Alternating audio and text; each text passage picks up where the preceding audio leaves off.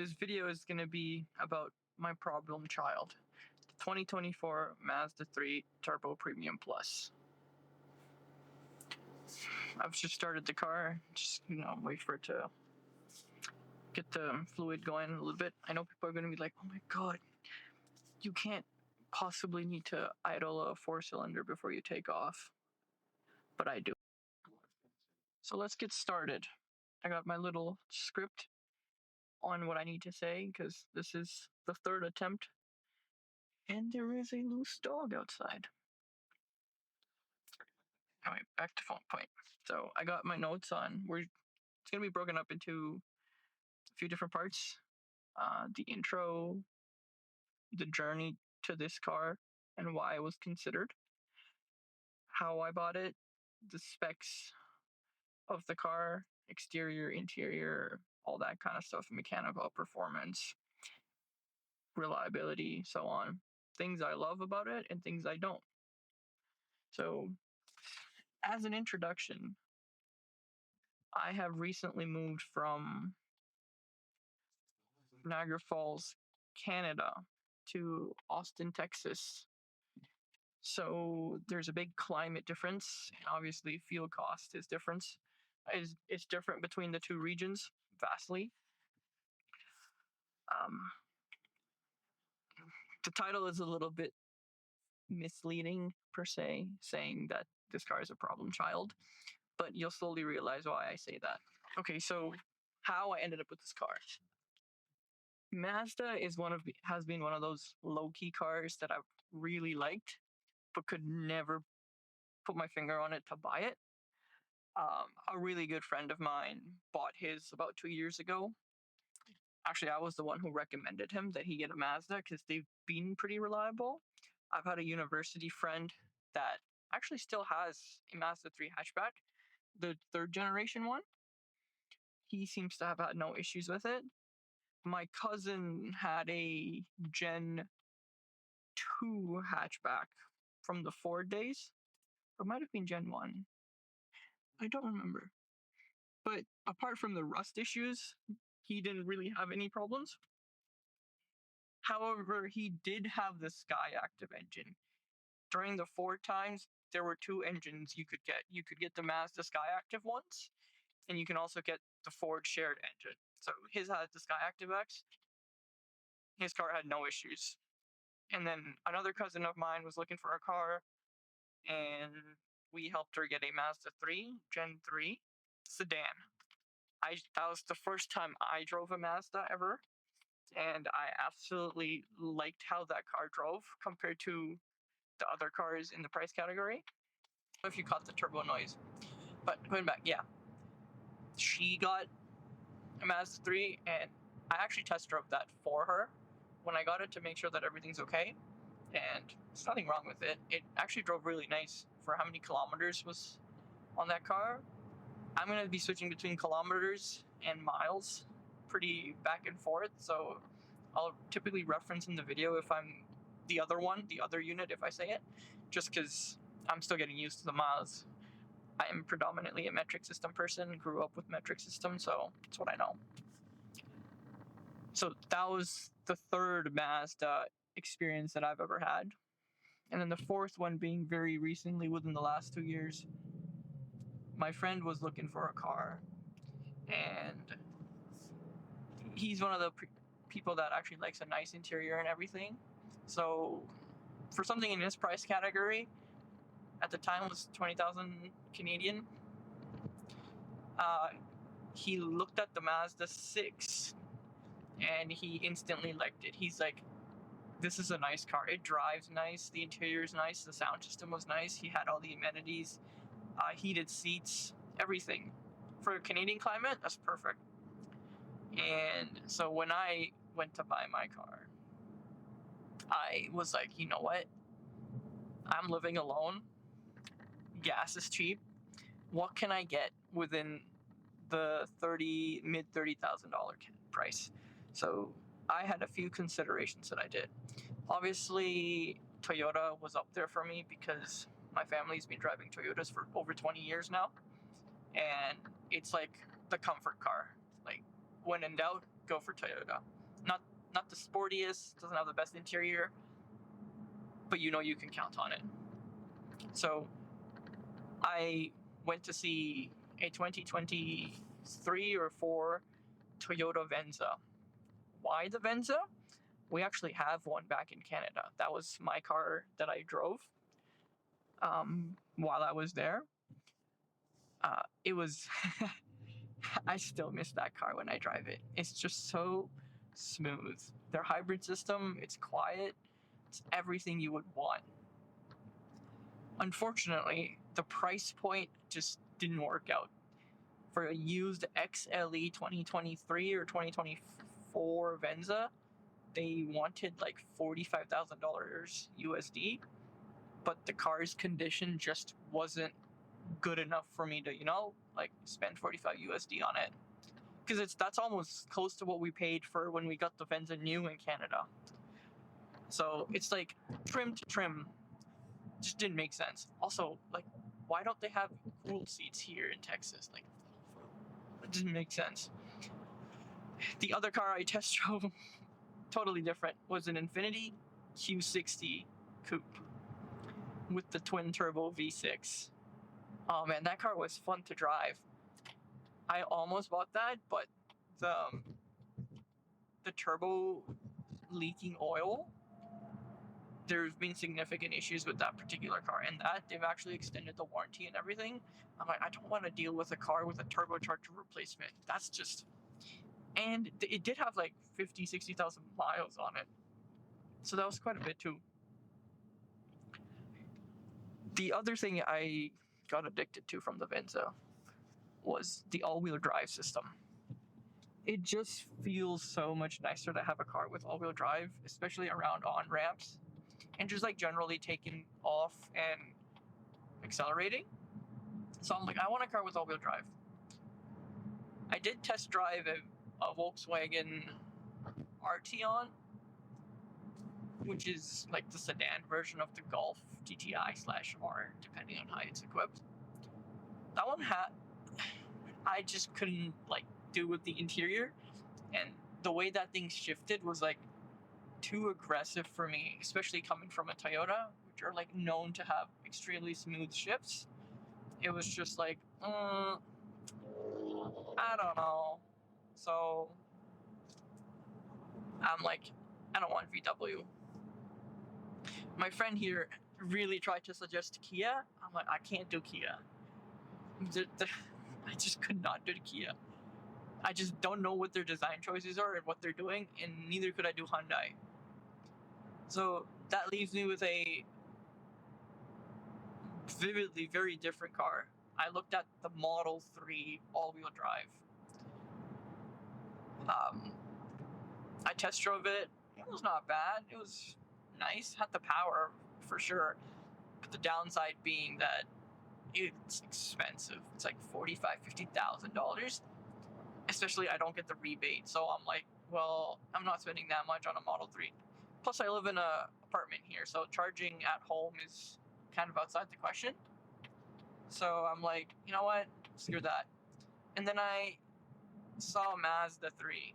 Like, that was the first car I went to test drive when I arrived in Austin. But I wanted the turbo, and getting the turbo meant you have to get the Turbo Premium Plus, which is a fully loaded one, which is what I have. And when I was looking, I had already been renting a car for like a month and a half, so I really needed to get a car. They had one near me in Austin, which was the one I'm in, and it was the Mazda Red. Now, so I test drove it, I did everything, and I ended up liking the car, so I bought it. So that's how I ended up with this car. It was the condition of the car. This car had about 38 to 4,000 miles on it when I got it. It was a dealer loaner, so it was a 2024 model, and it was like barely driven, and I think it just sat for a few months before they put it up for sale. I don't know why. So that's my journey to getting this car. Now, let's go over the specs of this car a little bit. So this is obviously a sedan. They also have a hatchback. The difference between the two is like interior space and trunk space. The hatch just seemed a little crunched to me, and the trunk space was like kind of small, and the rear seats, like me sitting behind my driving position, I'm not very tall. I'm like 5'7", 5'8". I could not sit behind my own seat, so I'm like, no one's gonna be able to sit behind me. That just leaves like 3 seats that are actually usable. That's assuming the passenger is not a tall person either. Otherwise, the rear is kind of useless. So I had a preference for the sedan. The color, I actually did not want the red. I wanted the polymetallic gray. I love that color, but they didn't have any in used, and I didn't want to get a brand new one because brand new one was like $10,000 more. So I ended up with a red one. The paint's condition when I got the car was not the greatest. Had a lot of like car wash swirls on it, so I had to get that paint corrected. And my car is ceramic coated. This is why it shines so much. Back to the specs. So specs being, this is the 2.5 liter turbo. Makes 250 horsepower and 320 foot-pounds of torque on 93 octane. If you put regular fuel, 87 octane, you get about 227 horsepower and you get 310 foot-pounds of torque. And then it's a 6-speed automatic Sky Active transmission. It's just their fancy term for Sky Active, and the with all-wheel drive. So that's pretty much the specs. This trim being the Turbo Premium Plus, it's fully loaded. I have the little digital and analog instrument cluster. I have I think it's a 10-inch screen, or maybe, yeah, it is a 10-inch screen. 10-inch infotainment screen. I have the typical Mazda knob, and leather interior, and the 12-speaker Bose sound system. So that's how mine's configured. What I like about this car is how it sounds. Or not how it sounds. How it drives. This car is like glued to the ground, has ample traction, even with the skinny 215 width tires. This car has never made me feel like I need more traction. Perfect. The sound system in this, absolutely amazing. The 12-speaker Bose is tuned perfectly for my ears. It's not a bass-heavy system, per se. Actually, the bass in this is actually kind of anemic, if I have to be honest. Like, my Venza had a 9-speaker JBL sound system, much better bass, much stronger bass. But the clarity on this sound system is much better, which I prefer, based on the kind of audio I listen to. Other thing I like, the infotainment and how you interact with the infotainment, I absolutely love. You use the knob, you don't touch the screen is far away from you, you never need to touch it. It does have wireless CarPlay and Android Auto, which is also perfect. The seats are really comfortable and they're really adjustable. Coming from a guy who was driving an SUV, it's a win in my book. I do love the sunroof. Would I have lived without it? For sure. Now, would I buy another car without it? I don't know. I've grown to like it, especially here in Texas. It's pretty nice. And then everything you touch is like nicely finished. And obviously the performance is intoxicating. This car, I think, is rated to do 0 to 60 in 5.6 or 7 seconds. 0 to 60 miles an hour, that is. It's really peppy, and the best part is that this engine builds peak torque at, I think it's just above 2,000, so 2,100 RPM. You have full peak 320 foot-pounds of torque, which is really nice because when you're passing on the highway, it doesn't actually need to downshift from 6th down to 5th for you to pass. You can pass someone in just 5th gear, and like, you don't feel the shift. The second thing, the transmission is so smooth. this transmission wants to be driven hard.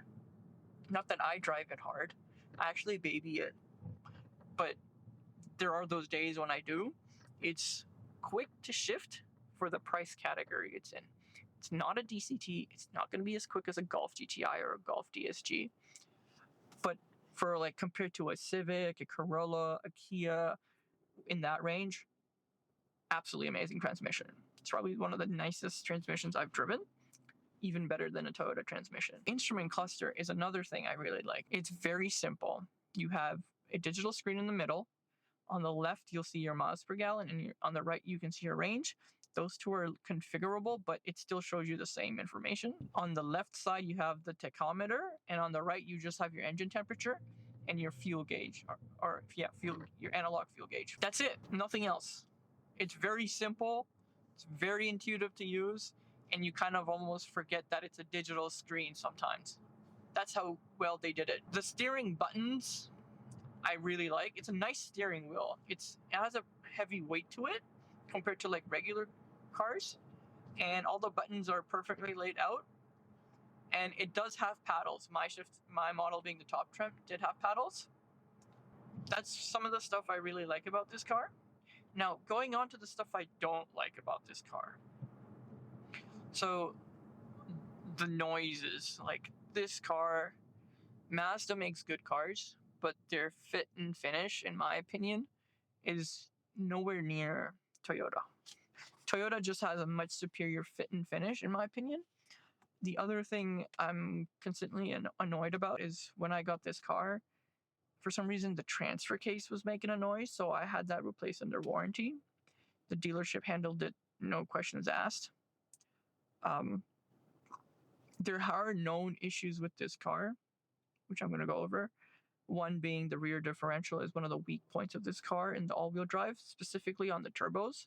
The non-turbos don't have that much problem. And my particular car has a whirring noise that happens at 54 to 55 miles an hour. It's roughly around like 85 kilometers an hour. I don't know why it happens. I've taken it to the dealer. They've like stethoscoped it and everything, and they can't find out, because I guess it just doesn't happen when the car is in the air and they're holding that speed. But you hear it, and in the summertime it kind of gets worse. Right now, because it's like a little cooler outside, it's not that bad. My gut says that it might just be like a wheel bearing or a CV axle or something making that noise. Heck, I even think it might be like some wind drafting happen, because it only happens at that speed and then it goes away. There is a slight high-pitched whine that comes from the rear at like 76 miles an hour. And that's 110 kilometers an hour. It's very faint, like you absolutely can't hear it over the wind noise or if your sound system's mildly up. Those two issues, and then lastly, the paint. The paint on this car is very fragile. Mazda has some of the thinnest paints. My car is specifically ceramic coated just because I didn't want to deal with it. I didn't get PPF because PPF was so expensive. I'm like, it's not worth it to get PPF for at least this car. So those are some of the things I dislike about this car. And lastly, let's talk about the mods that I want to do to this car and the mods I've already done. I'll start off with the mods I've already done. So the mods I've done have just been like purely cosmetic so far. Ceramic coated. Mine has the factory lip spoiler.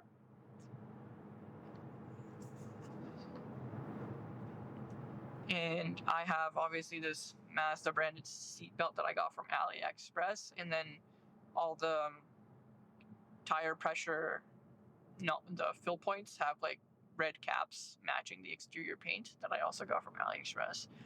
And I have paddles. I have paddle extensions, which makes me be able to use the paddles even when I'm holding the steering wheel down at 8 and 5 o'clock. 8 and 5? 7 and 5 o'clock. Or 4 and 8 o'clock, whichever two. And then the top. So I love these paddle extensions. Now, some of the stuff that I want to mod or add to this would be like a rear diffuser with an F1 style flashing light. Because why not? The other thing is axle back or some kind of exhaust on it. I don't know which one because I want to make sure it doesn't add to more noise. Tires, I really want to upgrade. So these come with 215s. It's an 8x7-inch rim. So technically you can put 225s on it, but people say you shouldn't. So I gotta dig more around to see if I can actually do that. So that's gonna be another thing. Some nice, like, quiet tire. Don't care about performance. I care about quietness in this car. And then I'm trying to get this car partially wrapped. I'll put a picture of like the kind of wrap I'm considering doing. I'm still figuring out quotes and stuff on it. Oh wait, there is one more. Cold air intake, not the ones from that is just the air filter alone, because I think that does worse.